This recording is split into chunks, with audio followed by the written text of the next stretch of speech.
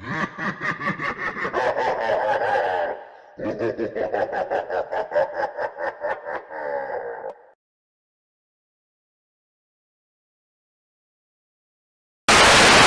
Journal, I'm officially a junior in high school, and let me tell you, I've never been more stressed and depressed. My motivation level is on low. I don't want to do anything anymore. The amount of stress I'm currently under is too much for me to handle. I feel as if my head's going to explode into a billion pieces. I don't want to do this. I don't want to do hard work. It's hard, and I just give up. I give up on everything. You know why? Because I'm pathetic. I'm completely idiotic and lazy. I give up. You won. You hear me? You've won. Let me go. Let me go, you sick bastard. Making me hate myself. Making it harder for me. I hate you. I hate you the most. You're awful. I'm a person who needs to die. Die now before I break everyone in the future. So hurry up. Kill me. Kill me. I beg of you. End me like you're planned on since you've met me. Don't let me keep going through this. You let me think and think till my internal organs burst and sprawl over the floor, revealing my true secrets. Who do you think I am? A doll you can just play with? Just kill me already. Thank you. Sincerely, Oliver Mortem. Walking a path of displeasure of an empty space school, Oliver just came back from another day at school. Upon entering the door's footsteps, he hears a loud crash of noise. Sounded as if some piece of glass was thrown helplessly, striking a wall and taking its land onto the unwashed floor. Oliver's mom must be home. Oliver lives alone with his mother, Lavina, and a black cat named Solicious. Oliver, now twisting the doorknob to his very own nightmare, walks into a place where most people would call home. There was no home to him. A home was supposed to be sweet. Home sweet home. Just right of Oliver was an unclean living room accompanied by a woman wearing filthy clothes holding what looked like a beer. You're late again, boy. How many damn times have I told you to come home straight after school? Huh? Do you need another spanking? I was just hanging out in the library. Wanted to finish my homework. Just before he could finish his own innocent sentence, Oliver was thrashed with a bottle of beer that seemed empty. He couldn't hear a liquid noise when it fell. Oliver didn't flinch. He knew his mother had bad aim when she was drunk. His mother, angry that she had been missed, sprang up and pushed her son onto the hallway. She began furiously hitting him on the head without a purpose. Don't you ever backtalk me again, you hear? Oliver, bending his back forward and covering his face with his hands, was trying to avoid this monster of a mother he unfortunately has to live with. And with one final blow to his neck, his mother was pleased and dragged herself back onto the couch. That'll teach you a lesson, yeah. She was proud of herself. Oliver was frozen in his defenseless position, waiting until the time was right to escape. Sometimes his mother would beat him for being a coward and running off. His face while waiting was numb. There was no expression on his face whatsoever. He was so used to his mother's aggressive behavior, it almost seems like it's a routine. He didn't cry either. His mother had turned the faucets in his eyes long ago, and he drained for a while. A few moments later, he started slowly backing up to the stairs. This time was right. Laying on his back on a mattress without a frame, Oliver looking straight up at the ceiling. Oh, how lonely was he. So lonely he was. He had a staring contest with the walls. The very four walls that kept suffocating him in his own thoughts. The moon always stalked Oliver through his window, and damn, the moon thought Oliver was insane. Oliver's pillow must have absolutely hated him too. They got bombarded with screams and got drowned with his tears. And don't even get me started with the stuffed animals. They're terrified of him. Whenever Oliver gets frustrated, they're usually the victims to release his anger. Poor, poor Oliver. He's lonely. Maybe it's time we met. I think the time was right. I creaked Oliver's door ever so slightly and tiptoed my way in. And there he was. There's my boy. He was so precious. I was standing before my very own creation. He was my boy. Oh, he noticed me, even in the dark. His head jerked and gasped. Who are you? What a sweetheart. Hi, I'm Stanley. Nice to meet you. I said with a smile on my face. Well, what are you doing in my room? Shh, don't wake your mother up. You don't want her to get angry again, do you? And gosh, did that shut him up quickly. Hey, it's alright, okay? I'm not gonna kidnap you. You seemed lonely, and I figured I would accompany you. Is that so bad? I said to Oliver. But I don't even fucking know you. Yes, but I know you. I'm very close to you. Please, I want to help you, Oliver. I want to help you, Oliver. Oliver has never heard such words to be presented to him.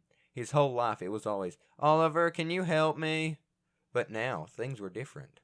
This situation has reversed. Oliver was motionless.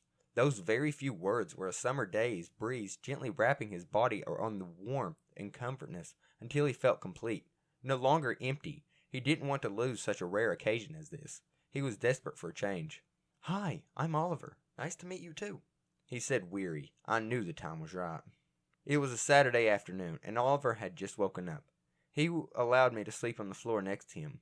I think he was too tired to care anyway. Good morning, Oliver. Rise and shine. He yawned.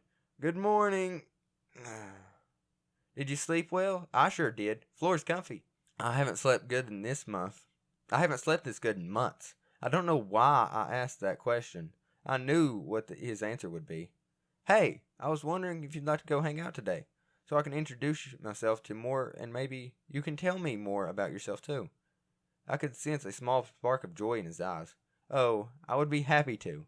I don't have any plans for today anyway. I couldn't keep my giggle in. He said he would be happy to. There was a small problem, though. Oliver didn't want to go downstairs and face his mother in the kitchen for breakfast.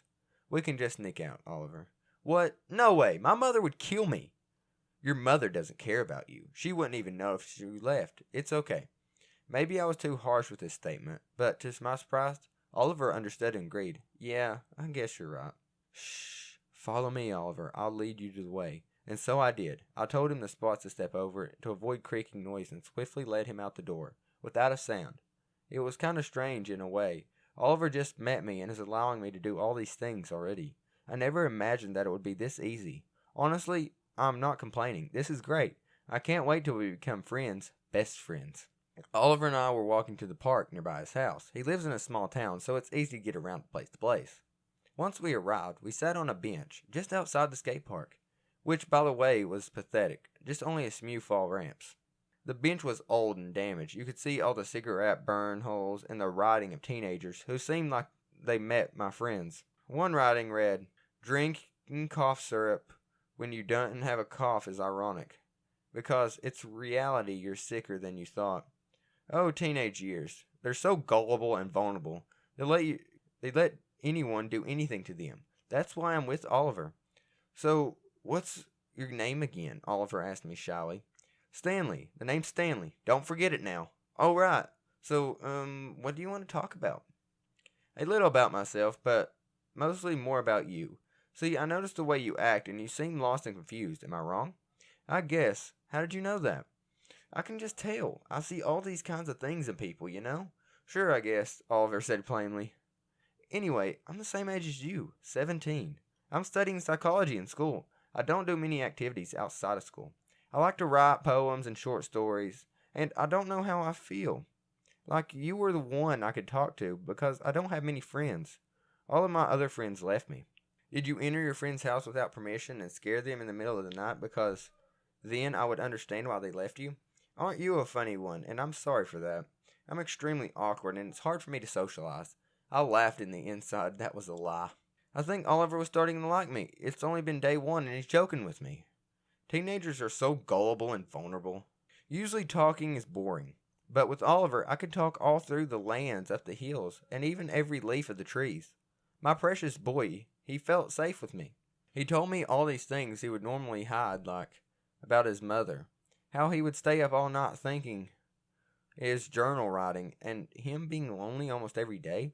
He trusted me. He felt like he finally had a friend. A real friend. I wanted to be there for him. I wanted to give him something no one else could. Hey, Oliver, I know this is a random question to ask. Do you mind becoming friends with me? And there was a silence. Every tension, every worry, every amount of pain lifted from Oliver's body and sprouted into the air. It was like Oliver's eyes was renovated into a whole new sink, but this time the water was pure with jubilance. He turned to the faucets and happily drained himself of the horrid insides he once contained and gasped my scrawny shoulders and shouted, "Yes! Oh, please, yes! Let's be friends! Best friends! Even just something, please, just something. I wanted to give him something no one else could. The sun watched us talk and talk until we made it into the hills. Its grave. Just above our heads, the artistic sky painted itself with a romantic rose-red, deep pink, and warming yellow. The sun finally drowned into its grave. Its rays of light glimmering in the darkness of the clouds, faded in the pale moon, peeked at us, smiling of innocence. Nights like this night I wish would last forever, said Oliver, staring at the stars. I don't even want to go home, Stanley. Yeah? Do you have a home? Not really. My friends' houses were my home before they left me. Why? I don't know what having home feels like. I want to come home from school and see both of my parents on the couch laughing and chatting about their day. Scratch that. I want fucking parents. I want a mother who would kiss me goodnight, who would tell me it's okay to cry, who would make sure I was never alone, who would actually give me a living shit about me. I want a father who never hit my mother, who would refer to me as his son, and not who would never leave me alone and ditch with nothing to help regain my standing. Is that so hard to ask of? Silence. We can make this our home. Forget about your old place. What? This bench your home? 2 weeks have gone past, and we've been coming home for 12 out of those 14 days. It was now Sunday, September 1st. Oliver told me he'd come home soon as possible, randomly, and he sounded urgent. I came home as quickly as I could imagine, and sat down straight across from him. He was crying. Yeah, he was crying. It was hard to tell. He had his head stuffed into his arms of the bench table. Stanley, no one else loves me. No one else gives a damn about me. I'm sick and tired of it. Just today, a few classmates catch me at the store alone and decided to harass me. Why? What did they say? They called me all sorts of names. Stupid dumb names. Names like should be illegal for mouse, for Pete's sake. I can't take it any longer, Stanley. School isn't a place for learning for me. It's a place where I enter a stage and publicly embarrass myself for others people's pleasure. I don't have high band clothes, and I don't have the most perfect white teeth. My hair doesn't even flow like a cool breeze. My confidence doesn't shove right through the roof, and my face doesn't have the structure of an Italian male sculpture that's presented beautifully in a museum. No one would ever pay money to admire me. Stanley, what do I do? Just please help me. I couldn't restrain this ruse any longer. Those words circling throughout my brain and turned my switch. My precious boy, he's going to leave me soon now too. Then stop going to school. Can't you even see yourself? You're pathetic. Look at how you're letting those insignificant people get into your brain. Worthless. Ever realize how they're correct about you? Those names they call you, they are all true. Welcome to reality. Life sucks. Deal with it. Useless. That's what you are. Get a hold on yourself, you moron. People have it so much worse than you, and you're here complaining over some bullshit? He's going to leave me soon now, too. Tuesday, September 10th, 8:50 p.m. Dear Journal, am I worthless? Do I have no longer purpose to live? Did I even ever have one? My life, complete mess. Am I the one who's too damaged to ever become the whole thing again? I keep deluding myself into thinking I'm happy. Happy is short-lived. I can't take this anymore. You know how people say, with a good foundation, you can build almost anything. Yeah, well, foundation of a human is their childhood. And guess what? I have no childhood. Nor will I ever. My childhood is filled with broken and missing pieces. I'm a puzzle who can't be placed back together. My mother is an abusive alcoholic. I have no idea where my father is. I get bullied in school, and my only friend is an asshole. But a correct asshole. He gives me the hard truth. I trusted him, and I still do. He told me he knows all. He told me that if I ate any food, it would make me fat. If I slept at all, the time would me never be able to hang out. If I ever fell in love, that's it. Eventually just end up in a breakup, so it's useless. I feel defeated. Life's beat the living guts out of me. Stanley tried helping me, and I appreciate him so much. He also told me to meet him somewhere tonight. He wanted to give me something no one else could. Sincerely, Oliver Mortem. My watch struck 9:30 p.m., and here I am, standing on the Sagamore Bridge, Minneapolis. I'm waiting for Oliver to arrive. I should apologize for making him come all the way down here. I believe it's an hour drive where he lives. I should, but I won't. This is something he and I want. Minutes later, I receive a glimpse of a car halting at the bottom of the bridge, and I figure getting out and walking towards me. There's my boy. He's so precious. I am walking up the bridge to its highest point. This bridge is over 130 feet and built right above the river. Step after step I walked with synchronized movement. I made my way to my destination, my final destination. This bridge has sidewalks, so it will be easy to come across to. It also has bars from preventing people from falling accidentally. Pfft, what a load of crap, making me put effort in climbing up these bars. I grab a hold of 2 strings that connect the road and some random sculpture support beam. I don't really know, nor do I give a crap. Here I am standing on the bars 130 feet above the earth. Breathe. I'm breathing in and out, slowly, breathing in the fresh air. I smile. I feel free. All my worries, all my pain, take them all. Release, Stanley. Do you hear me? Take them. Oh, I know you're with me, Stanley. You sick bastard. Is this what you wanted to give me? Don't make me laugh. This is the most glorious gift anyone has ever given me. In end. Some may call this a tragic ending, but why am I so happy? I'm happy for once. In years, I'm finally happy. Oh, dear God, what it feels like to be happy. This is it. One finger after the other, release. 6 left, 5 left. I'm on the edge. Stanley, give me your final push. 2 left, 1 left. Left. Released.